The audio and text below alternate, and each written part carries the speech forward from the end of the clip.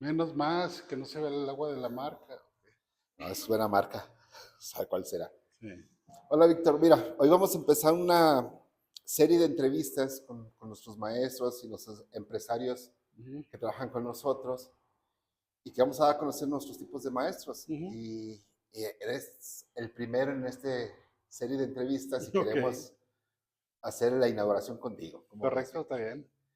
Mira, vamos a empezar. Tú y yo y Víctor, pues nos conocemos desde hace muchísimos años. De hecho, estudiamos juntos la ingeniería y fue donde nos conocimos. Sí. Pero me gustaría saber por qué te interesó a ti estudiar ingeniería electrónica. Empezó desde hace muchísimo tiempo. Mira, la escuela donde yo iba a la primaria estaba justo enfrente de la casa de mis abuelos, a unos 30 metros. Mi abuelo, Jesús Contreras, se dedicó muchísimo tiempo a la electrónica. Ah, mira. Él de origen era quien maquinaba algunas piezas mecánicas para ferrocarriles, él fue ferrocarrilero. Y dentro de su trabajo, en su experiencia, empezó a tener la necesidad de hacer reparaciones también eléctricas.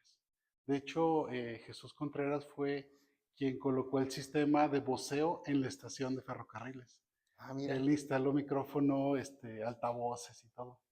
Y a partir de ahí, pues la parte que se llevó de la electricidad, de la electrónica, fue por experiencia propia. Él mismo se iba capacitando, compraba multímetros, compraba esto. Y yo lo vi pues desde que tenía prácticamente unos 8 o 10 años que estuve esa parte de la primaria viviendo casi siempre en su casa, porque salía de la escuela y yo me iba a la primaria, comíamos ahí con mis abuelos y ya por la tarde regresaba a la casa. Entonces, desde ahí me empezó a surgir mucho el gusto por la electrónica, desde ver las bocinas, ver los aparatos que usaba. Mis juguetes favoritos eran los imanes, ¿sí me explico? Ok. Entonces, de ahí, cuando se abre la oportunidad de estudiar en la secundaria técnica número uno, pues yo lleva bien decidido que era lo que quería, estudiar electrónica. Oh, mira. Entonces puse ahí la opción electrónica, empecé a manejar ahí algunos aparatos un poquito más completos de laboratorio y pues los profesores fueron muy pacientes conmigo, siempre buscaban resolver dudas más allá de lo que era estrictamente el El programa. programa académico. Así es, entonces yo seguí buscando más sobre la electrónica, llega la prepa y bueno, ahí electrónica me quedaba más lejos, que era el 80. Ujú. Mis posibilidades no daban para llegar hasta allá, pues todos los días. Y algo que a mí se me hace bien importante como complemento es que a mí me gustaba la electrónica en movimiento, o sea, que se viera lo que estábamos Ah, ok, haciendo. ok. Entonces dije, bueno, pues si no me voy a ir al 80, al CBTS 80, pues tal vez el 168 me complemente bien. Estuve en el 168 ahí Electromecánica. en electromecánica, sí, Yo estuve en igual. el 80. Sí, tú seguiste Sí, por electrónica, ¿verdad? sí. Sí, sí, y bueno, me fui por esa parte de electromecánica, ahí aprendí más de motores, aprendí algo de maquinados, etcétera.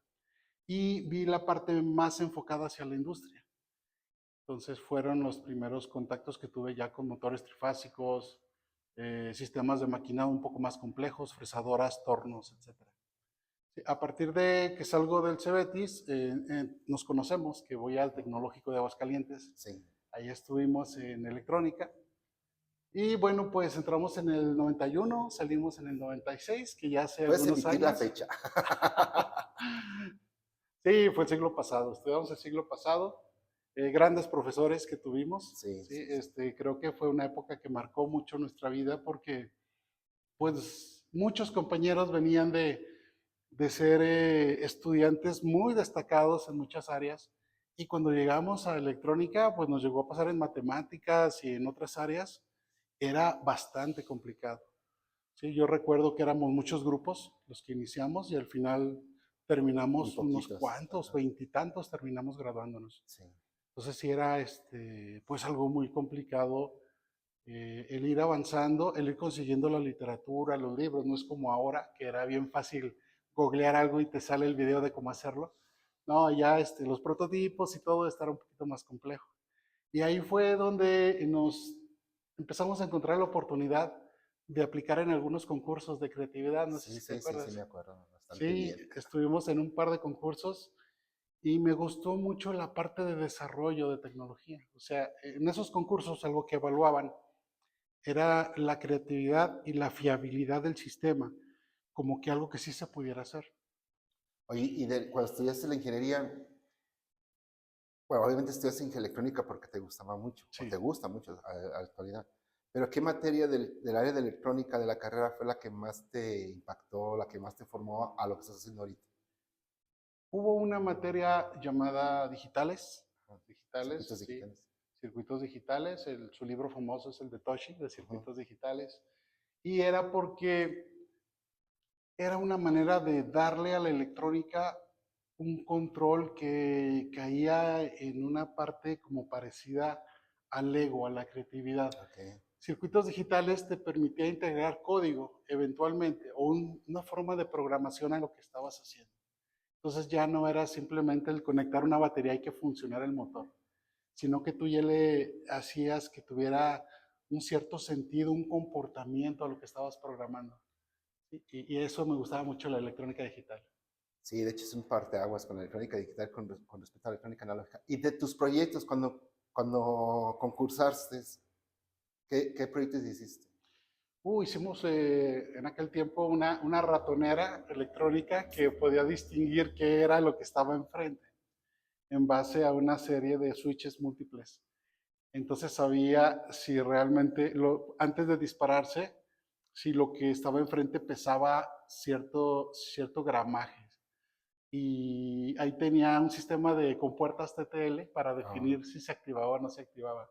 Y la prueba final, cuando hacíamos la demostración, es que yo ponía la mano y la ponía directamente encima y no me disparaba a mí porque era más peso. Entonces era como que oh. funciona, no me pasa nada. ¿Hiciste sensores con puro switch? Sí, sí, Guau. entonces teníamos ahí un tiempo de detección y necesitábamos que estuviera dentro de un rango de switches para detectar y disparar con un electroimán la ratonera. Bueno, zafarle el Ajá, seguro. con el primario. Así es, sí. ¿Y en tu concurso en qué lugar quedaste? Fueron dos. El primero ganamos el estatal, nos fuimos al regional y quedamos dentro de los tres primeros lugares. Ok. Sí, hicimos un tipo de PLC, pero que se podía usar en las casas. Entonces tú definías, cuando se abra la puerta, quiero que prenda la luz. Entonces tú en base a algo así como si fuera un Pac-Man que cambia de lugar y activabas una entrada contra una salida. Pasamos a nacionales. Y hubo otro que fue un control de acidez que te preparaba bebidas automáticamente. Ah, mira. Entonces te hacía cafecitos, etcétera. Fíjate que no me acuerdo de tus proyectos. Sí, Eran muchos proyectos que ese estuvo curioso porque cuando fue la premiación nos fuimos mejor a un museo que había por allá en Culiacán. Y pues fue la serie de la premiación, etcétera, pero nosotros estábamos en otro lado. Entonces, sí, no creí que fuéramos a estar en un en lugar los ahí. primeros lugares. Así es, sí. Estuvo muy Ah, padre pues qué esas bonita dos veces. experiencia. Sí, ¿Y de las materias que menos te gustaron de relación con la electrónica? había unas muy pesadas, sí. Eh, a mí, Electromagnetismo. bueno, electromagnetismo se me hacía interesante cómo lo platicaba. Creo que nos dio Venancio, Sí, ¿no? Venancio. Sí, se me hacía interesante en ese aspecto. Hubo algunas de matemáticas que creo que el principal problema era el método de enseñarte matemáticas. O sea, vimos cálculo vectorial y dijimos, pues esto no va a servir para nada, ¿no? Y ya después te encuentras ya en sistemas de control, etcétera, donde sí puedes aplicar cuestiones de matemáticas un poquito más avanzadas y te toca hacer un repaso. Pero creo que las matemáticas son de las materias más difíciles y menos valoradas, por lo menos en la etapa de prepa y de universidad. Sí, eso sí es cierto. Oye, y una vez que terminas de ingeniería, ¿dónde empezaste tu primer trabajo? ¿Qué hiciste? Mm, Mira, terminamos lo de la ingeniería y empecé a buscar trabajo. Uno de los trabajos que ya había yo durante la ingeniería tomado era la reparación en un centro de reparación autorizado por agua con un ingeniero, el ingeniero Ok, Arturo. Arturo. Entonces, pues yo prácticamente salgo de la ingeniería, estoy todavía un par de meses con él y empiezo a buscar opciones ya de ubicarme en una empresa más grande. Mi intención era pues poder entrar dentro de las empresas.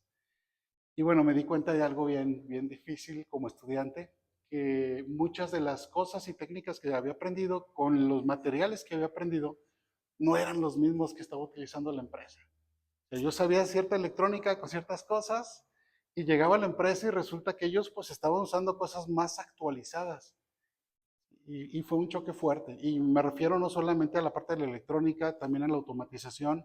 Los PLCs que usábamos ahí, pues no eran los mismos que usaban acá. Entonces, esa desconexión fue un poco difícil. Traté de entrar a la empresa Xerox, no pude, precisamente por ese desacoplamiento. Y estuve en una empresa japonesa, sí, una empresa japonesa, actualmente se llama Marelli. Ok. Antes tenía otro nombre, estuve ahí un año. Y yo seguí aplicando para entrar a la empresa de Xerox. Entonces, después de un año ya pude ingresar a Xerox en un área que se llama o se llamaba Desarrollo de Herramientas Especiales, Ingeniería de Herramientas. ¿Y qué tipo de proyectos hacías ahí? Mira, en Ingeniería de Herramientas se hacía cargo de todo lo que eran las herramientas estándar y especiales para la planta de producción de Aguascalientes y de otros sitios también que había como Xerox, tanto en la parte de Brasil como al norte también de Estados Unidos y algunos otros centros de manufactura que había en Europa. Entonces, nosotros hacíamos herramientas especiales para probar componentes. Tenías un componente y el objetivo era saber antes de ensamblarlo al sistema completo de la copiadora si funcionaba. Por ejemplo, un motor. Hay que probar que este motor funciona bien a tal velocidad. Entonces había que desarrollar un equipo que se conectara y le hiciera pruebas completas. A eso le llamaban herramientas ¿Y especiales. qué tecnologías usabas para hacer todo eso? Me refiero a si usabas PLCs, la View. Sí, empezamos con lo básico que era utilizar tarjetas esclavas Ok. de la misma copiadora. O sea, tú la alimentabas, tenías un panel, unos switches y le llamábamos sistemas esclavos. Pero eventualmente fue la necesidad de extraer datos. Y bueno, ahora ya existe la industria Sí, 4.0 sí, sí. que Ah, pero saca en aquel datos de eso. tiempo.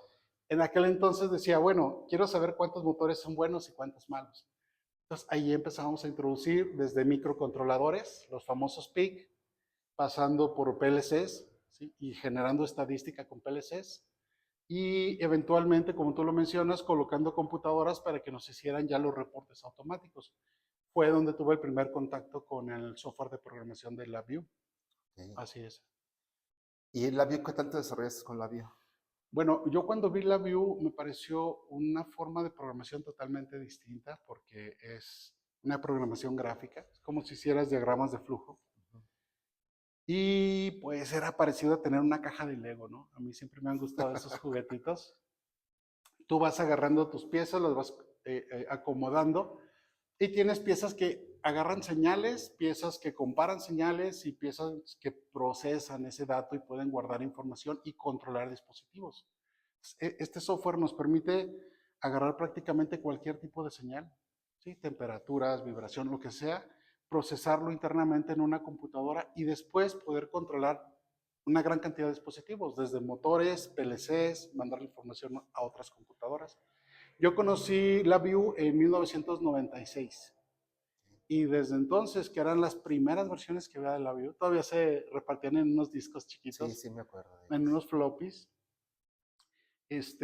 A partir de ahí seguí utilizándolo y hasta la fecha pudimos ser integradores reconocidos por parte de National Instrument para poder hacer estos desarrollos de LabVIEW. Entonces prácticamente pues del 96 para acá hemos seguido desarrollando con esto.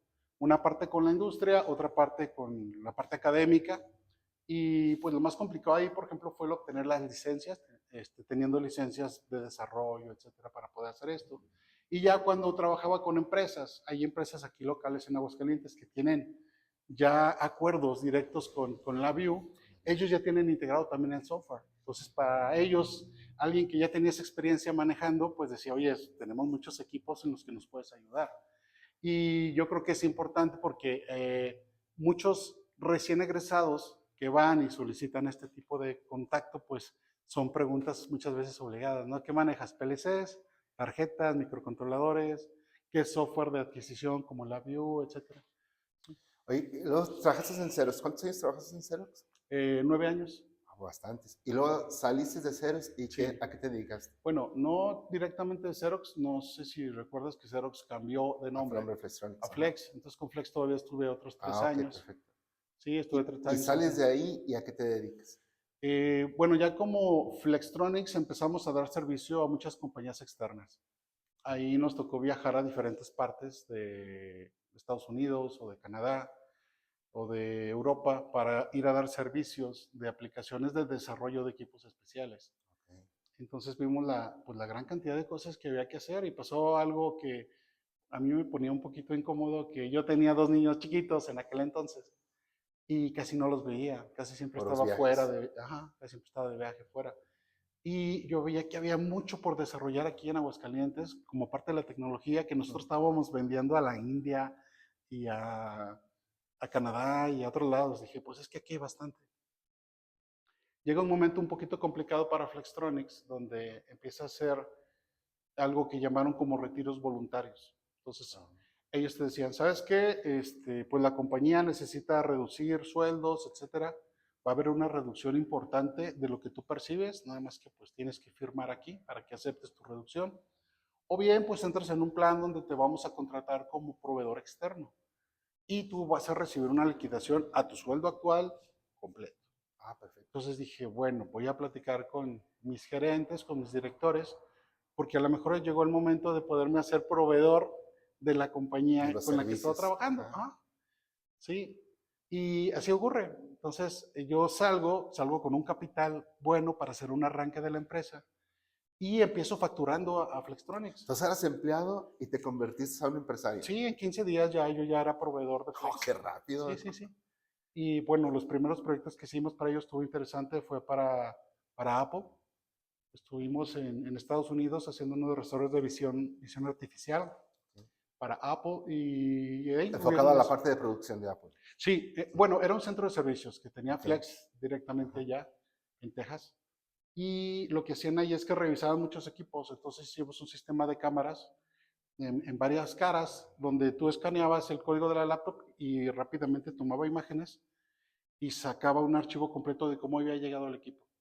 Ok. Ya se reparaba, etcétera, y cuando iba a salir el equipo hacía el mismo proceso. Entonces se metía así en un horno de microondas gigante que tomaba todos los datos con la laptop abierta y generaba ese archivo gráfico de cómo había llegado.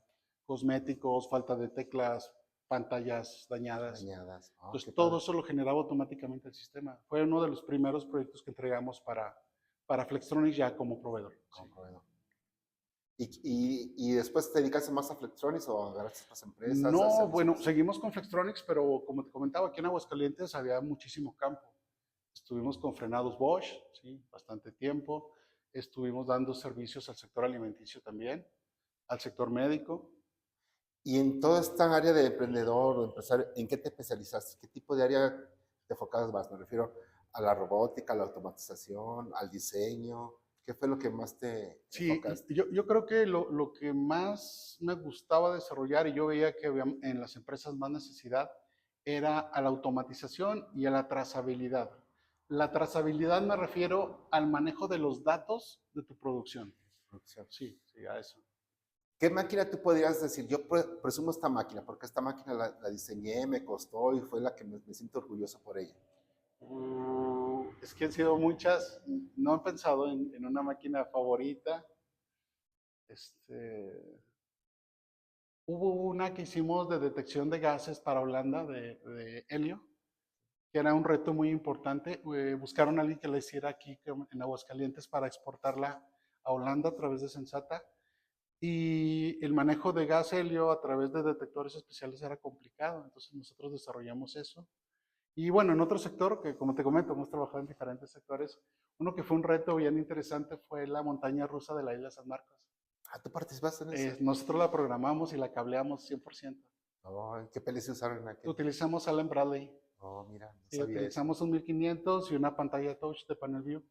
Originalmente tenía botones, no tenía pantalla touch. Entonces me tocó hacerle la actualización y en la pantalla tú veías en dónde iba, cómo estaban los frenos, si se había activado alguna señal, todo lo Entonces, podías si ver falla, ahí. ya sabemos a quién reclamarle, No, ¿verdad? pues ya la desarmaron. Oh, caray. Sí, estuvo trabajando creo que 2 o 3 años más, quedó a cargo de Atracciones García Ah, ok, la y de tengo gobierno revuelta. del estado. Entonces a ellos se les entregó completamente el sistema, ¿no?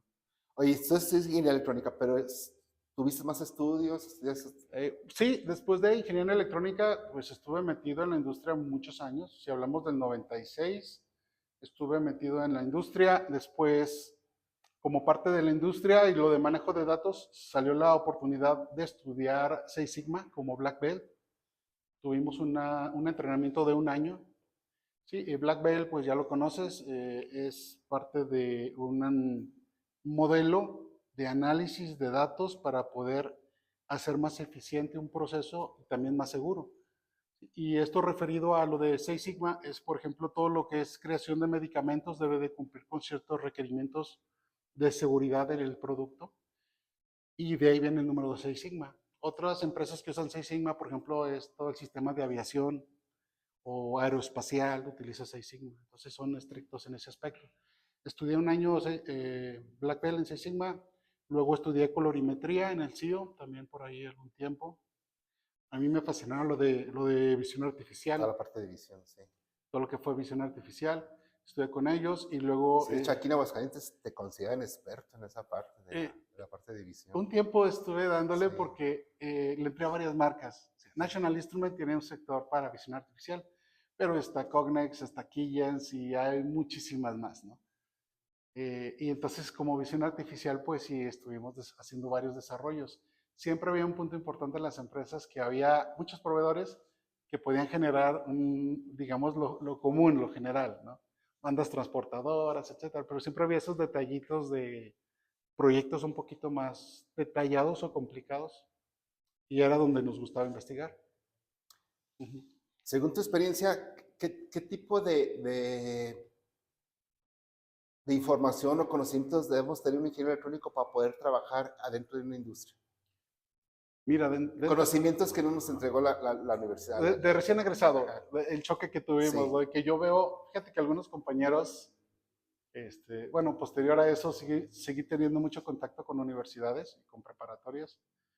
Y decía, pues es que estoy buscando trabajo y pues la entrevista inicial me va bien porque pues, soy recién egresado, le eché ganas, traigo calificaciones medias o altas, pero hago entrevistas en el trabajo y ahí no me va tan bien porque me preguntan cosas ya específicas de esos la procesos. empresa, Ajá. sí, de las líneas de producción y cosas a veces tan sencillas en la industria, pero que no se veían tanto en la escuela, como el identificar los componentes reales que te vas a encontrar cuando abres un sistema electrónico, ¿no? Y era parte, digamos, de la entrevista real ya con el área donde ibas a trabajar, que te abrían el panel y te decían, dime qué estás viendo, qué es esto, qué es aquello, esto cómo funciona contra aquello. Y muchas de las veces decías, pues en el libro sí, o en videos, tal vez, pero la parte práctica, ese puente no se daba como tal. Sí, yo creo que eso era precisamente. Hay ingenieros que yo veo que entran recién egresados Ujú. y toman la decisión de autoaprender cosas. ¿Tú qué le recomiendas a esas personas que entran y no quieren volverse a capacitar para seguir desarrollándose en la industria? Mira, yo creo que hay áreas que permiten llevársela más tranquilo, pero en específico lo que es la electrónica, el desarrollo de software y la mecatrónica en sí es algo que sí te requiere que estés constantemente actualizándote, ¿no? Pues no solamente salen nuevos componentes, sino que si tú buscas darle la mejor forma de reemplazo a un sistema o actualización a un sistema, la electrónica cambia tan rápido que los métodos de control, el software que se utiliza, etcétera, te va a dejar desactualizado en poco tiempo. Pues creo que una estrategia sería pues mantenerte siempre al día, ¿no? La electrónica es algo que no puedes dejarlo así de Dejarlo pasar, pasado, sí. sí. Oye, y tu ingeniería, pero tengo entendido que estudiaste una maestría y un doctorado. ¿Por qué la decisión de tomar la maestría? Sí, mira, te comentaba que había proyectos en los cuales nos llevaban al límite de lo que sabíamos hacer, sobre todo visión artificial, automatización, datos de comunicación, etcétera. Y necesitábamos meter tecnología que a veces nos tocaba mucho tiempo desarrollarla, precisamente por lo mismo que éramos autodidactas, ¿no? Se abrió una oportunidad en Infotec para hacer una maestría en sistemas embebidos. Sí, básicamente el sistema embebido, tú sabes, Ujú. un celular, este, un coche es un sistema embebido porque está manejando todas las variables de conducción, frenos, gasolina, etcétera.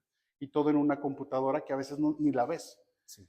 Las características precisamente de los sistemas embebidos es que pueden hacer una gran cantidad de datos y de control, todos contenidos y a veces de manera tan discreta que ni se nota. Pues vimos que la tecnología de las empresas también iba caminando hacia allá. Entonces, por eso aprovechamos junto con ACID y con Infotec para entrar a esta maestría que duró aproximadamente 3 años y un poquito de periodo más en lo que fue desarrollar la tesis. Okay. ¿Y el doctorado por qué lo estudiaste? Mira, el doctorado surgió a partir del 2020. Sí, sí. Fue a partir del 2020. Como tú sabes, hubo una contracción económica y de proyectos muy fuerte. Esta contracción de proyectos nos llevó a decir, bueno, la fórmula anterior nos resultó muy buena, el estudiar la maestría, para poder solucionar nuevos problemas y buscar nuevos clientes. Entre más difícil sea el producto que tú puedes entregar o el problema que tú vas a solucionar, también es mejor el margen de ganancia. Entonces, repitiendo un poquito la fórmula de la maestría, empezamos a hacer investigación y desarrollo, pero ahora del lado del doctorado.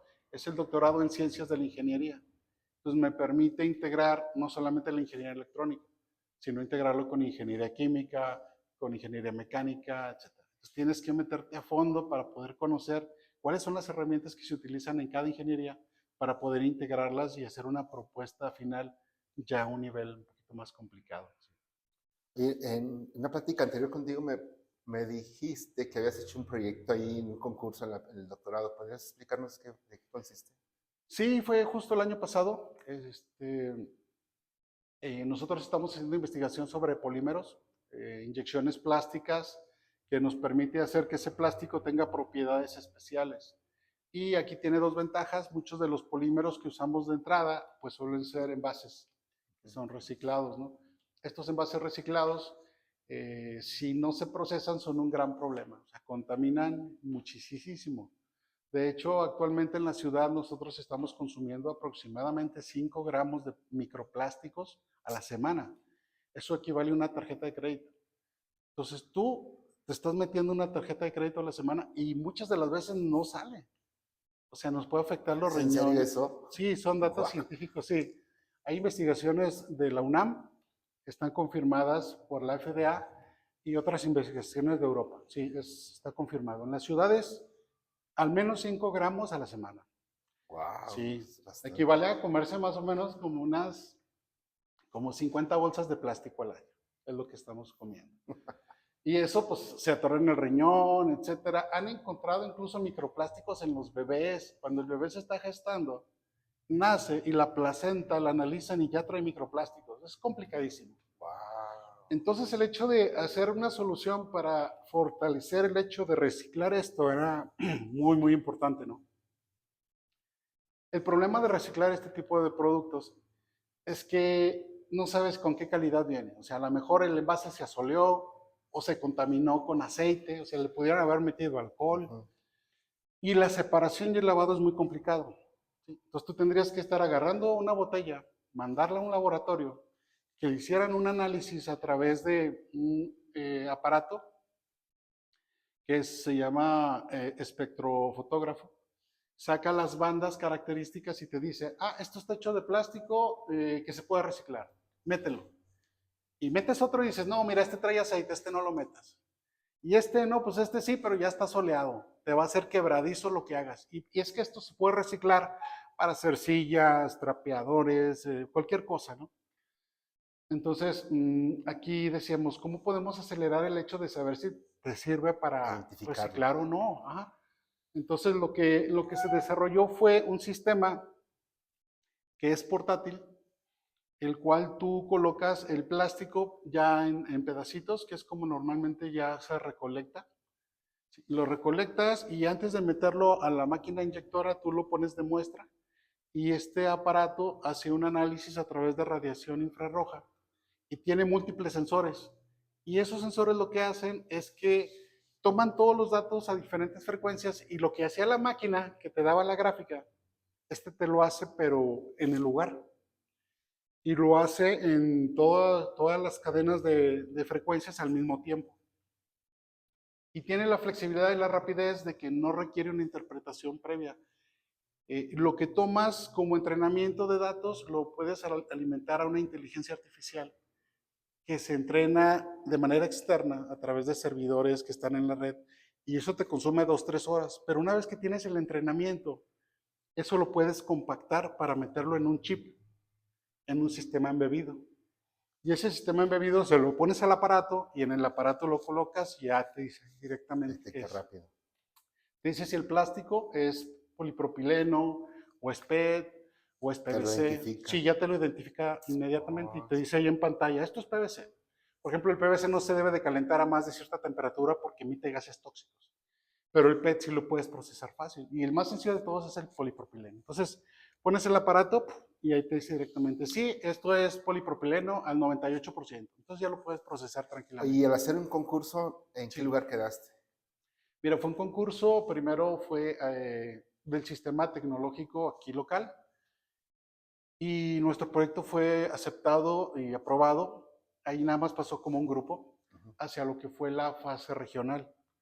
En la fase regional, pues tuvimos también la oportunidad de concursar ya con diferentes estados de todo el sistema Tecnológicos. tecnológico, ajá, y pues, también fuimos seleccionados otra vez. Ah, felicidades. Nos fuimos a la fase nacional y en la fase nacional, pues nos reconocieron con el primer lugar a nivel nacional. Oh, felicidades, Sí, Víctor. en la rama que fue Sí, de tu área. de área de postdoctorado, así es. Oye, Víctor, ya para terminar esta entrevista el día de hoy, ya me platicaste por qué estudias electrónica, Sí, dónde estudiaste la ingeniería, por qué estudiaste la maestría, el doctorado, pero desde ya hace varios años estás trabajando como maestro en nuestros planteles. ¿Por qué esa necesidad o esas ganas de querer enseñar tus conocimientos a otras personas? sí, fíjate que yo creo que esto inició cuando estaba haciendo la maestría en Infotec. A finales de la maestría ya había hecho contacto con profesores, algunos de ellos de instituciones que estaban aquí, algunos de la Universidad Autónoma. En ese caso conocí otros muy buenos profesores que nos daban idea más de la industria. Y tuve una invitación directamente por la Universidad Autónoma para ser profesor de la ingeniería en electrónica de último semestre. Entonces yo pues sí lo veía un poquito complicado, pero pues dijimos, vamos a ver qué tal nos va en el área académica y me gustó mucho la integración de las experiencias que uno le podía compartir a los que apenas estaban en esa fase, ¿no? De ser estudiantes a punto de integrarse a las empresas, etcétera, y de cómo nosotros ya con algunos años de experiencia pues habíamos logrado integrar la parte teórica a la parte práctica Ujú. y solucionado problemas. Entonces empecé ahí, luego di clases en la UTR, es otra universidad de por acá, y luego en el CCTEA, y así estuve dando en diferentes universidades. Y bueno, tuve la suerte también de ser contactado por ustedes para poder desarrollar cursos muy particulares enfocados hacia la industria, A ¿no? la industria.